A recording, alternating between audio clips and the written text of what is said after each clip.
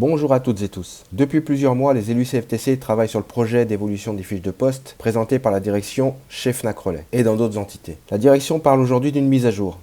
Mais après plusieurs réunions du CSU central, des centaines de pages analysées, des échanges avec les salariés et l'étude détaillée des nouvelles fiches, nous avons décidé de vous expliquer concrètement ce qui change réellement. Parce qu'aujourd'hui, beaucoup de salariés entendent parler de polyvalence, flexibilité, adaptation des métiers, sans savoir précisément ce que ça signifie pour leur quotidien. Je suis Farid, délégué d'enseigne CFTC à la Fnac. Dans cette vidéo, nous allons vous montrer ce qui change dans chaque métier, les nouveaux postes créés, les nouvelles tâches ajoutées, les risques identifiés par vos élus et les nombreuses questions qui restent sans réponse. Notre objectif, c'est pas de créer de l'inquiétude. Notre objectif, c'est que chaque salarié puisse comprendre ce qui se prépare. Depuis le début des réunions, la direction affirme que ces nouvelles fiches de poste n'auront ni d'impact sur les classifications, ni d'impact sur la rémunération. Mais dans le même temps, les métiers évoluent fortement. Et c'est précisément là que les élus CFTC ont décidé d'alerter. Parce qu'ajouter des missions, fusionner des activités, augmenter la polyvalence ou demander davantage de responsabilités, ce n'est pas neutre pour les salariés. Et derrière cette phrase rassurante, beaucoup de questions restent encore ouvertes. Dans cette vidéo, nous allons aborder 6 grands sujets. Les changements concrets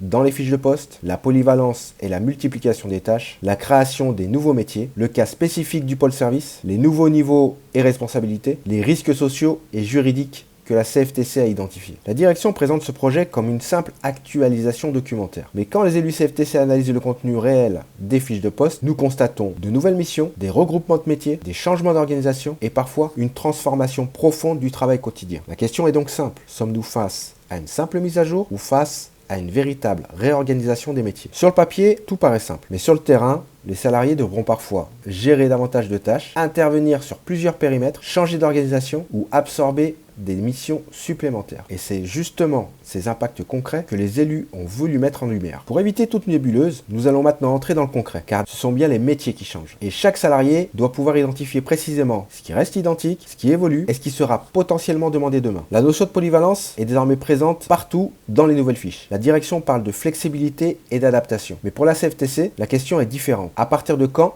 la polyvalence devient-elle une réorganisation permanente du travail? Parce qu'aujourd'hui, de nombreux salariés craignent de devoir couvrir plusieurs métiers, d'être déplacés selon les besoins ou d'absorber des tâches qui ne faisaient pas partie de leur activité initiale. Avant, les métiers étaient davantage identifiés. Aujourd'hui, plusieurs fiches de poste mélangent la vente, le service, la logistique, le financement, le SAV, l'encaissement, l'animation et parfois des pilotages opérationnels. Et ce changement de logique est central dans le projet présenté. Pour les vendeurs, les nouvelles fiches ouvrent désormais la porte à davantage d'encaissement, plus de financement, plus d'orientation service. Les élus CFTC alertent particulièrement sur la charge de travail, le temps réellement disponible pour la vente et le risque de perte d'expertise métier. Parce qu'un vendeur ne peut pas devenir simultanément vendeur, financier, caissier, animateur et gestionnaire de flux, sans impact sur le quotidien. Les élus ont également alerté sur la disparition progressive des repères métiers. Pendant longtemps, chaque métier possédait ses compétences, son expertise, son périmètre identifié. Aujourd'hui, plusieurs frontières deviennent floues. Et la question est importante. Comment maintenir l'expertise métier si tout le monde doit faire un peu de tout? Les anciennes fiches de poste reposaient sur des métiers clairement identifiés. Le nouveau modèle fonctionne davantage par des blocs de compétences et missions transverses. Et cela change profondément la logique d'organisation. Voici concrètement plusieurs évolutions identifiées. Des tâches supplémentaires apparaissent dans plusieurs métiers. L'encaissement, le financement, l'animation, le pilotage, la polyvalence interservice, le suivi opérationnel, l'accompagnement d'équipe. Et cela concerne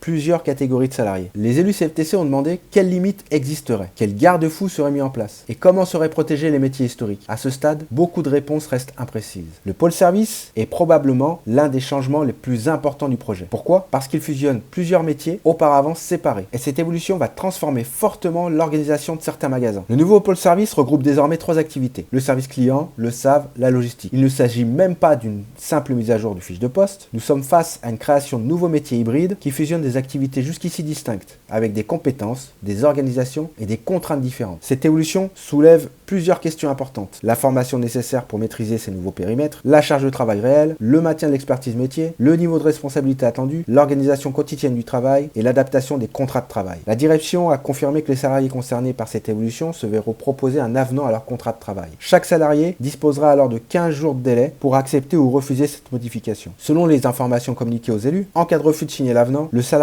conserverait son emploi et son périmètre actuel. Ces possibilités de refus concerneraient également les salariés cadres. Pour les élus CFTC, cette étape est essentielle car elle confirme que nous ne sommes pas simplement face à une actualisation administrative de fiches de poste, mais bien face à une évolution susceptible de modifier le contenu même de certains emplois. C'est précisément pour cette raison que nous demandons davantage de garanties, de visibilité et d'explications sur les conséquences concrètes pour les salariés concernés. Autre nouveauté importante de ce projet, l'apparition du fonctionnement SAV logistique. Dans plusieurs organisations, les activités logistiques et SAV deviennent désormais étroitement liées au sein d'un même périmètre. Aujourd'hui, dans certains magasins, il arrive déjà que les salariés SAV apportent ponctuellement leur aide à la logistique et que des logisticiens interviennent occasionnellement sur certaines activités du SAV. Cette polyvalence existe parfois sur le terrain, mais elle repose généralement sur l'organisation locale, l'expérience de l'équipe ou la volonté de rendre service. Avec ce projet présenté par la direction, la logique change profondément. Ce qui était déjà jusqu'à présent une aide ponctuelle et un complément d'activité pourrait désormais devenir une composante officielle du métier. Autrement dit, le SAVlog ne serait plus une simple entraide entre services, mais un métier à part entière, intégrant durablement des missions issues des deux univers. Concrètement, cela peut signifier davantage de polyvalence, plus d'interruptions dans l'activité quotidienne, davantage de gestion simultanée de tâches différentes et des priorités parfois contradictoires entre les impératifs du SAV et ceux de la logistique. La direction a indiqué qu'un avenant de contrat serait proposé aux salariés concernant cette évolution. Les salariés disposeraient d'un délai de 15 jours pour accepter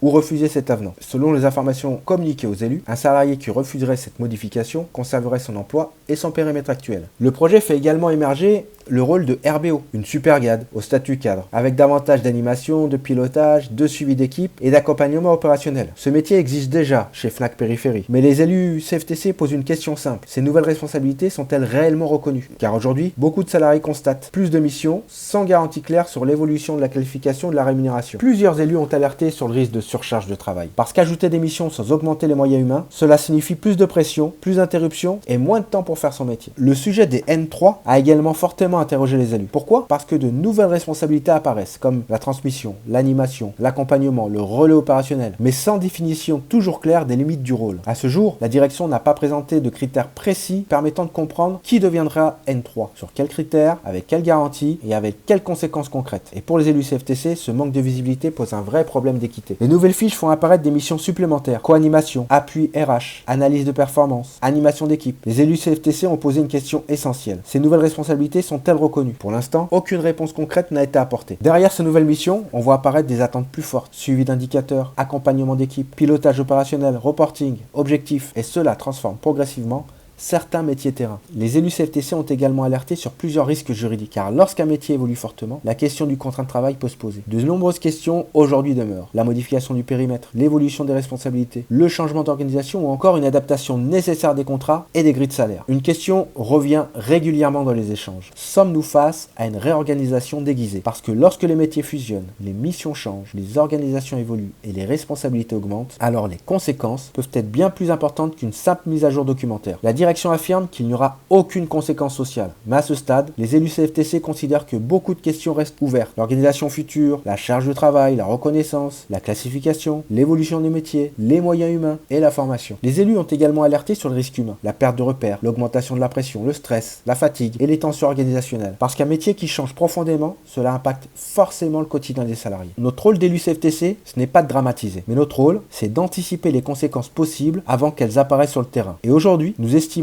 que plusieurs points nécessitent encore des réponses claires. Cette question, c'est maintenant à chacun de se faire son opinion. Mais une chose est certaine, les métiers Fnac évoluent profondément. Et les élus CFTC continueront à analyser le projet, à défendre les métiers, à défendre les conditions de travail et à alimenter des garanties concrètes pour les salariés. Parce qu'un changement d'organisation ne doit jamais se faire dans le flou, sans reconnaissance et sans protection des salariés. Merci à toutes et toutes d'avoir suivi cette vidéo. N'hésitez pas à vous rapprocher de vos élus CFTC pour poser vos questions, partager vos inquiétudes et faire remonter vos situations terrain.